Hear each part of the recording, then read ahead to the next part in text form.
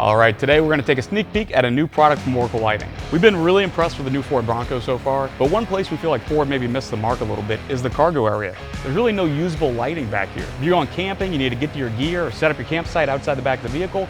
There's really no light from the factory to really illuminate any of these areas. So Oracle's got a solution to that problem, our new cargo LED light module. This is a pretty cool product that is an entire housing that replaces the factory windshield wiper motor cover on the back. It installs with 2 screws, and then for the wiring, you simply plug it in to the 12-volt adapter here in the cargo area. So wiring super simple, installation super simple, and it gives you a massive amount of light in the cargo area as well as behind the vehicle. So compared to just the factory lighting alone, you get a lot more visible light and you can access your gear and see everything. So it's a really good functional product. So we're gonna have more information about this and some other really innovative Ford Bronco products coming from Oracle Lighting in the near future, so be sure to give us a follow.